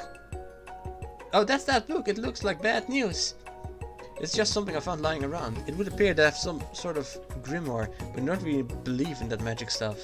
A grimoire? Like a book of spells? I don't know. Who would spend so much time decorating a magic book if it really weren't powerful? I can think of some surefire way to find out. You open the page, it's covered with arcane warnings. Cast only in case of extreme emergency, it says around the edges of the page. I could just use this spell here. It says it will erase anyone I choose from all of my memories. If I scrub out Colonel Sanders, it will probably help me focus better on the upcoming final exam. That's way drastic. Couldn't you do something else, like Anything else? Not rooted in dark magic? Maybe tie a string around your finger? Okay, fine, it is drastic, but desperate times call for desperate measures. You got a memory erasing spell sitting right in front of you, and a pretty good excuse to try it out. Cast a forbidden spell, don't do it after all. I think I'm gonna do it, slime. You begin to recite the spell, but you stumble on the words, and the only effect it seems to have is making you forget what it is that you were doing. Oh right, after looking at the page again, it comes rushing back to you. You begin to recite the spell, but you stumble upon the words. Oh man, you can't even do it. Okay, don't do it after all. You take your friend's advice and put the book away. It's almost time for class. Hey, Donzija, welcome. Oh man, you already missed so much of this. This game is just fucking crazy. Sprinkles is already in the room, waiting for the students to arrive. He clears his voice and makes a quick announcement. I want you all to know, I feel something of a dog moment coming up, but I assure you it's nothing to be afraid of. His cute little nose scrunches up and he begins to breathe quickly. He must be hungry, reach out for some old homework to give him as a snack. Dogs can be rather unpredictable, especially Sprinkles. Wait to see what happens. Old homework. You reach into your backpack and grab some homework from last semester that you forgot to turn in. Sprinkles immediately goes for it and gobbles the sheet of paper like it's a piece of fresh chicken rawhide. I apologize for the outburst. I know it seems cliche, but not much in this world satisfies like ungraded work. My, Max, were you studying something with cinnamon? I have been sitting on a lecture series about the art of cake baking. How insightful. This actually brings up an important point. Thank you, Max, for reminding me to dole out this indispensable bit of wisdom. You see, but before you can go any further, Miriam's love drama spills over into the class. Sprinkles is interrupted by the sad whimpering coming from the back of the room. I told you to save it for after class. But I miss you. We went on one date, Pop. How can you miss me when I'm right here? Pop's voice quivers as he pleads his case to Miriam. Every time I blink, you go away. That's a really cute thing to say. Miriam, what happened between you and Pop? I got her in trouble and now she's mad at me. I didn't just get in trouble, I got yelled at by Pop's mother, who blames me for getting him banned from every museum we set foot in. Oh, that's what you meant by the Sush house. Pop, we went on one date. We're over. And it meant so much to me that it made this for you. Too hurt to go on arguing, Pop leaves his creation behind and runs out of the room. What the fuck even is this? Nothing like a loud public breakup to cast a spell over the final day of school. Well, that was unfortunate. But we mustn't be distracted from what lies ahead. The final competition showdown challenge exam TM. I'm still working on the title, but I think you get it. Test time approaches. See you all in the arena. But before you can think of anything for your upcoming competition, there's a very beautiful soul nearby in need of a pep talk. Hey Miriam, are you okay? Okay, I'm so mad I could smash the tiny mug, spilling several droplets of cocoa all over the floor. How could he embarrass me in class like that, in front of everyone? Her tiny cocoa is a delicious treasure. You know that this breakup's no joke, even if the source of her frustration is such a silly boy. I know that you know this, but I'm gonna say it out loud. You don't need anyone. Me and you, we're gonna cruise through this final test and hit the carpool lane to Success City. Miriam brightens up, imagining the wind rushing through her short banks, but she hesitates to embrace the feelings all the way. You're not going to saddle up with Colonel Sanders' stallion and ride off into the sunset without me? Of course not. Well, maybe, sorta. But I'm sure there's a pony out there with your name on it, and a ranch big enough for both of us, whoever else wants to bring along. If it's not Pop or Clank or anyone else you meet today, tomorrow or this whole year, so what? You're a special person who shouldn't settle for the first someone who shows up a little interest anyhow. Miriam gives you a big hug and wipes the tears off her cheek. I should really review my menu for today. I'm going to make a very special soup. And I bet Professor Dog is gonna love it up. While you were pep talking Miriam, you completely missed lunch. But that's okay, because you had a better idea of how to spend time before your exam. You've decided to head out to the arena to practice the dish. They made such a cute couple. If you say so, Slime. This is it, the location of your final challenge. A test of will, a test of courage, a test of talent. And a chance to beat the pens of Van, the supposed man, and his eviler counterpart, Ashley. As planned, you begin to run through a quick test of a recipe you've been working on, Max's famous chicken pot pie. After practicing for months, making this dish comes second nature to you, and you're able to quickly get a fresh pot pie in the oven.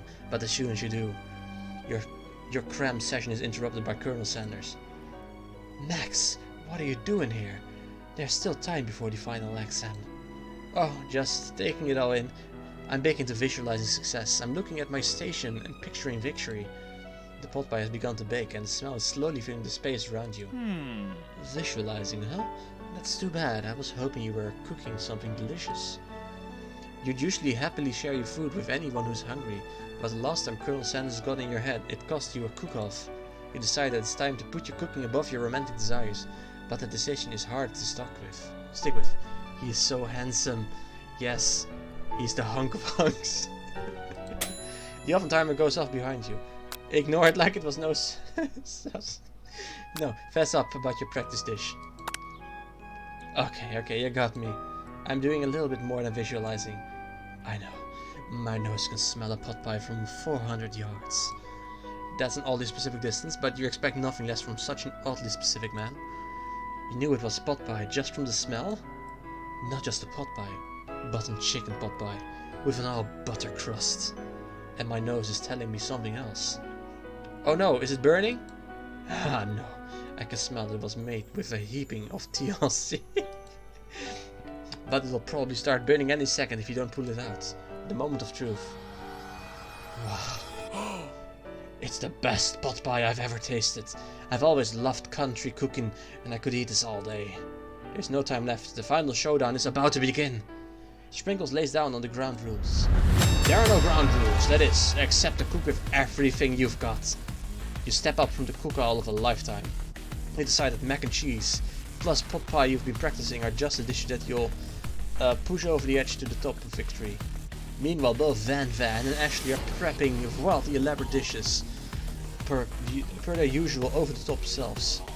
Miriam has her giant magnifying glass and several sets of tweezers. She's definitely prepared to go big going small. Colonel Sanders seems to be harnessing his 11 herbs and spices, but he's trying to find a way to improve something perfect. His original recipe, copyrighted fried chicken. The intensity of the room starts at a full 10 out of 10 with a frenzy of action. Everyone is calling out of cool special cooking moves as they prepare their food. Wow, this is getting serious. Colonel Sanders batters his chicken as it levitates through the air. Egg wash! Miriam fiercely injects ingredients into her itty-bitty pot of broth. Best friend, Baster Blaster! Van flexes his pectorals as he chops open a sea urchin. Let's rock and roid! Ashley scoops her pastries off the tray with lightning speed. Shallow personality special, huh? Even Clank gets in on it. Live dial pressure point chicken cooking technique! Wait, when did Clank learn to speak English? It's a singularity as was foretold. We mustn't let it happen, or the appliance uprising will take us all. Self-destruct. Van quickly unplugs Clank and rolls him out the back door of the arena. As you frantically prepare your dish, you notice Ashley has a spellbook out. Is she going to use some dark magic to turn the tide? You've got the spellbook of your own. You're desperate not to see her win using another battle. Should you take this opportunity to fight magic with magic, even if it's almost certainly evil magic? Do it the hard way. Who needs magic when you've got passion? I'm going to do it the hard way. Colonel Sanders sees that you've chosen with your own terms and gives you a subtle wink from across the room. I believe in you, Max. Miriam notices too. Aww. And I've always believed in you, Max, since we were little kids, because I'm your best friend forever. Do it the hard way. Of course, Lion likes the hard way. You turn to notice that Miriam is at your station cheering for you. Miriam, what about your dish? If you're cheering, who's cooking? Tiny food, short cook time. I'm already done, so I thought it'd help you. Oh, that's sweet, but Miriam tosses a handful of spices directly into your boiling noodles. Aha. It's a secret ingredient. However, she doesn't know that you lied and the ingredient was made up. And where in the world did you even get Eye of Newt from? The boiling pot explodes, sending Miriam flying backwards. The watery noodles begin to swirl in the air, bubbling into a dark cloud that thickens and congeals before your very eyes. It is I, Steve, the spark monster! Steve! Wait, what happened to Borko? You're not here to battle me, are you? We spark monsters are many. I think Borko had the day off, but you have conjured Steve. And I hate the battle, so I say you're doing pretty alright. Oh hey, you're in the middle of a cooking competition. I love this stuff. It's better than on TV. You crazy kids and your culinary skills really impress me. Mind if I hang out? I'm sorry, Steve, but I'm kind of in the middle of something. Do you mind? Steve the Spark Monster notices you've got the Grimoire stashed beneath your cooking station. I see what you're up to. Crisscross some magical items accidentally summoned me, huh? Yeah, you guessed it. Sorta. If you're here, would you mind tossing me some fresh noodles in the pot of salted water? I'd love to. I have always wanted to be a top chef, actually. You know, it was just a little spork pup back in the old country. You can feel spork monsters winding up to tell a very long and involved story. You don't know exactly where they all came from, but it seems like it was probably lonely there. Actually, you know what? Maybe you should just watch from the stands. I really need to focus on this competition. Poor spork monster. I understand. It's kind of like that in the monster school that I had fallen asleep during a scare tactics class.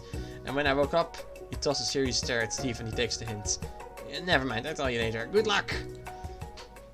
Having summoned this huge setback, you don't know how you could ever win. Give up and drop out of culinary school. Why is that even an option? You summon extra power from deep within yourself. I can do this. I have what it takes. I came here to win. Your hair turns mac and cheese orange. What? And culinary energy flows through your body. My heart is pure. My hands are steady. My taste buds have been preparing their entire lives for... Yes, Max. You are the chosen one. You will avenge me. The power you've been summoned immediately fades back out. You interrupt my inspiring monologue. Sorry. My heart is pure. My hands are steady. My taste buds have been preparing their entire lives for this moment. I will show the world my cookery. You begin to levitate off the ground. Energy courses through your body. You know that with this power you can do anything. Except turn back time. Which would be super useful because you were powering up the chicken pot pie overcooked in the oven and can't be served. But don't worry, dear Max. You may still have suffered some setbacks, but it's not all lost. Impressed with your fortitude, Colonel Sanders decided that you have earned his support. I've been watching you today and I must say, I'm truly impressed. You've been thinking on your feet and rolling with the punches. Everyone raise your hands and give extra energy. Oh no. Oh no, another ground type move won't hit. Nice. He steps up to the station and stands right beside you. I'm here to help.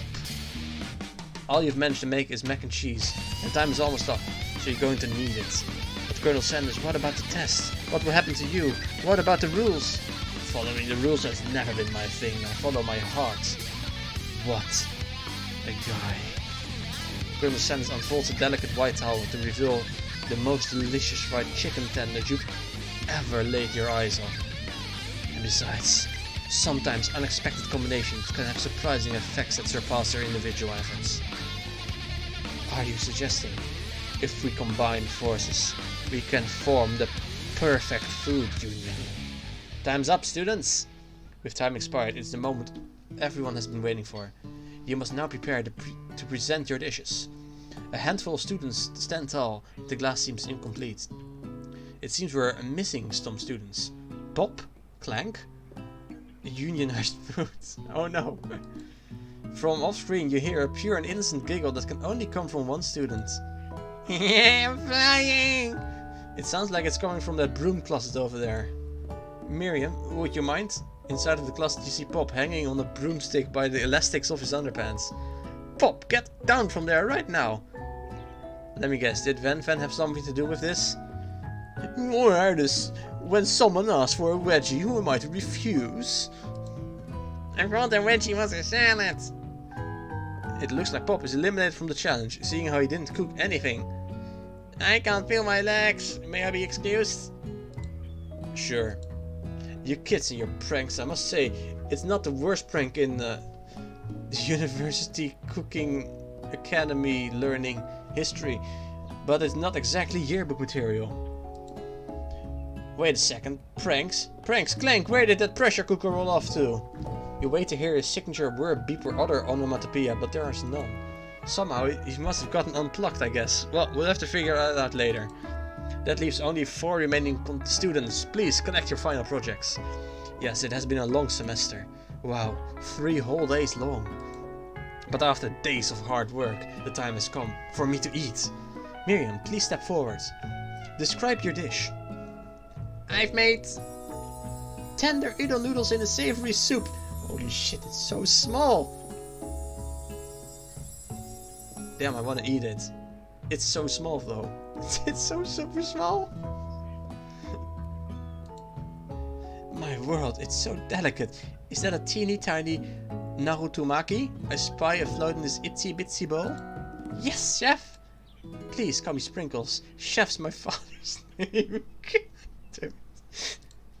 Yes, Sprinkles, and some green tea made from baby tea leaves that I picked myself.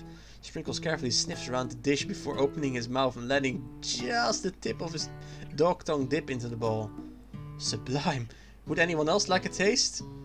Oh, come on, I'm not one of those dogs who doesn't floss. I even have a really cute electric toothbrush for dogs. Fine, I'll enjoy it all by myself. And then in the flesh, the entire meal has been devoured. Not that it took much. It was less than a timple's worth of soup. A+. Rarely do I taste a dish with so much love poured into it as yours. Miriam is overjoyed. She gives you a huge hug. Thank you, Max, for helping me to believe in myself. Van, you're up. Now, describe your dish. I made uni over smooth egg custard and an ex-hewn urchin shell topped with caviar. What the fuck even is this? Did you skewer one type of urchin with spines from a second different colored type of urchin? Yes, Sprinkles. A bit much, don't you think? That's exactly why I did it. It must be some kind of my brand. Doesn't it look cool? Sprinkles leans in to sniff the uni, but he can't get his nose close to account of all the spikes. He begins to pout it erratically, causing the custard to slosh around.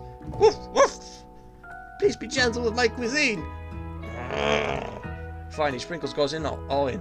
Tongue first, but he can't get past the needles. He reels back as his tongue is poked and prodded. Ouch! My tongue! The pressure appears to be having an allergic reaction to the sting. I can't leave this! It keeps poking my tongue! Disqualified! Stunning turn of events. Who would have guessed that serving food in a bowl made of needles could make it difficult to eat? Dejected Van does not go gentle into the night. Disqualified for glamour?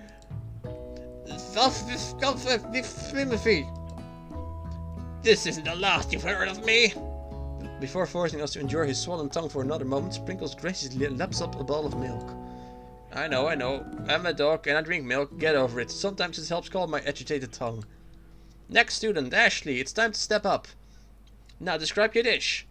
I made orange blossom Turkish delight in rosewater syrup topped with French meringue and connected with sugar glass. That actually doesn't sound bad. Indeed, it's quite delightful. However, I'd like to ask you if you refrain from eating or attempting to taste it in any way. It's very fragile and it's meant to be a display piece. Don't eat the food? At a cooking school? Got toast in your ears or something, Max? I told you it's a display piece. Ashley, I must say, it is beautiful. However, this is a cooking competition at a cooking school. Yes, which is why I cooked it. I did an extremely good job cooking it too. I didn't realize that we're having an eating exam. If I wanted it to be judged for eating, I'd go to the College of Eating School for the Hungry. I suppose you could smell it if you absolutely insisted, but don't breathe too hard. You might disrupt the sugar spiral. If the food cannot be eaten, then it cannot be judged. You are disqualified. Rage overtakes Ashley as she finally cannot keep her toothpaste routine up. You wouldn't know high-end cuisine if it cooked you! And with that, Ashley storms off to rededicate herself to being the best, but this time without being shackled by trying to be fake nice and liked by everyone. This is the last you've heard of me either! In this class, if this class gets much smaller, I'll be teaching myself. Damn it, Ashley, this is why everyone hates you. You and Colonel Sanders, the final cooks, step up together. 2 chefs? What began as a bowl of delicious mac and cheese has become something else. He examines it closely, sniffing and eyeing over the bowl. Uh-oh, I don't have a good feeling about this. From somewhere in the room, a literal drum roll plays. Just when I thought I'd seen everything in this kitchen, you give me this thing, and completely blow me away. In my 49 dog years of life, I've never tasted anything so delicious and perfectly balanced. It's so delicious, in fact, that everyone passes the class. You pass, and you get a pass. Everyone gathers around and partakes in the mac and cheese bowl. They all seem to transcend the reality into another dimension. You win! Together, you and Colonel Sanders have made the new menu item. The new menu item is so impressive that even Van and Ashley are drawn back by its magnetic fragrance. When they gaze upon the mac and cheese bowl, they admit that you are indeed an excellent chef. Sprinkles declares that you have passed. Everyone has passed. There were supposed to be more battles, but come on, how could they be better than this one? Now that the school year is complete and everyone has graduated, students return for one last assignment to get their groove on. 49 dog years is 20 years. The cafeteria has been completely redecorated in order to serve as a site for the school's graduation dance. Compared to the massive high-tech cooking arena, the humble decor seems downright cute and cozy. DJ Dog is in the house! Oh! You knew that Sprinkles was a master chef, but he's also a world-renowned turntablist? Who says you can't teach an old dog new tricks? Van and Ashley tell everyone that they've committed themselves to righting the wrongs they did while they were villains. For a moment you actually believe them. Not another haunting. No ghosts allowed at the graduation, it's clearly written in the school bylaws. Yeah, it was never actually a ghost, it was all a trick to get you to finally notice me. Oh, amusing. And now that everyone is together, it's a Spork Monster, he's totally mellowed out. Everyone, Spork Monster is no more. From here on, I prefer that everyone refer to me by my new name, Party Monster. Student tries to finish what they had to say, but everyone is too wrapped up talking about the Party Monster. What a twist, the Party Monster. Dejected, student walks off.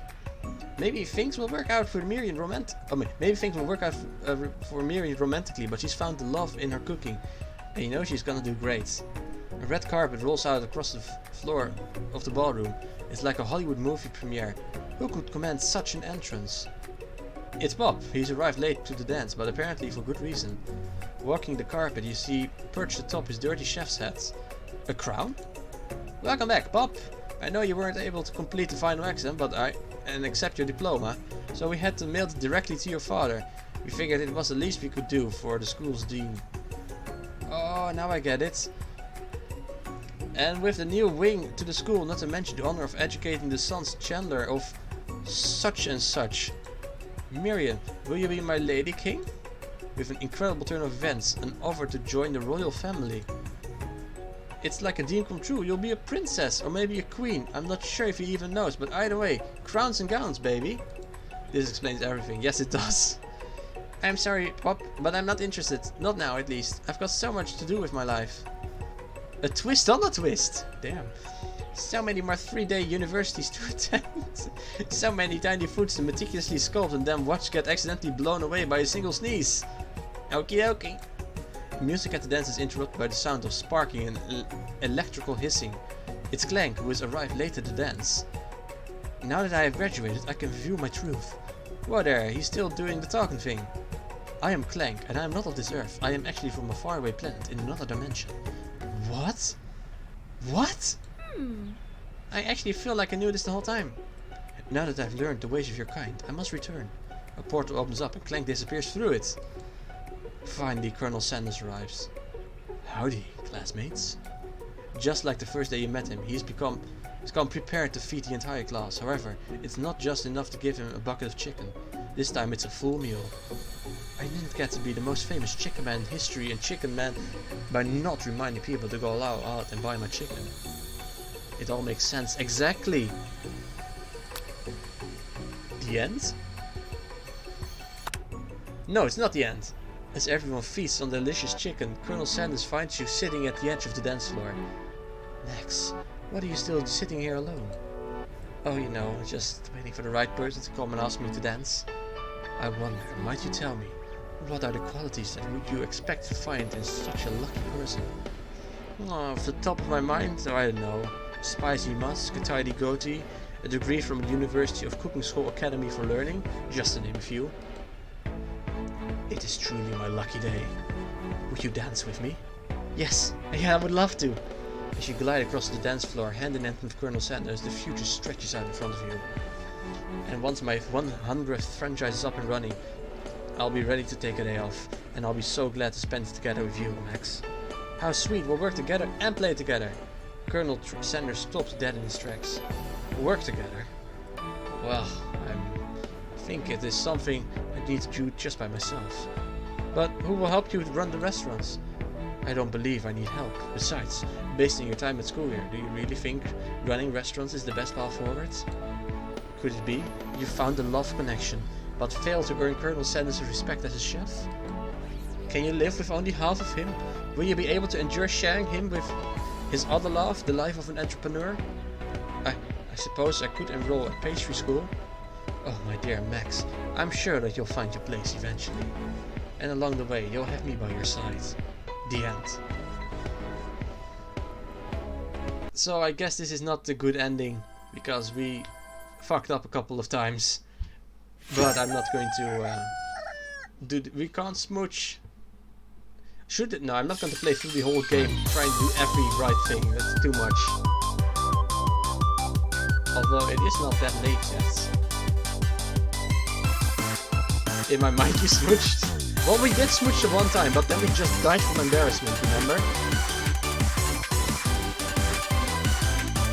This game, this is just an insane fever dream. Yeah, that's a good word to describe it. It's a fever dream. Okay, do you guys want me to try and get the perfect ending by just skipping through all the dialogue, only picking options? Or should I just call it a day because the game is done all of that? No, this ending was perfect for us. Okay, well in that case, it's a bit of a shorter stream, but then again, it's not a normal stream day anyway. So, can't rewrite history. Oh, I think I see Hooverkins is online, so let's actually just raid her then. Raid Hooverkins. Yes, we should raid Hooverkins. Well, thank you very much for watching this, this fever dream. And see you next time. Probably Monday, I think. Yes. I'm not sure if Monday will be the last Emerald stream. I'll have to look into it a bit further. Either Monday or Thursday will be the last Emerald stream, except for the Battle Frontier stuff. Either way, let's raid her. Laters!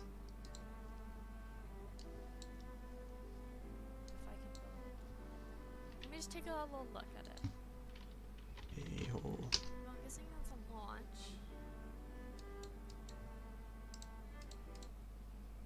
Let's see. Let's try to build one of those ourselves. Hi,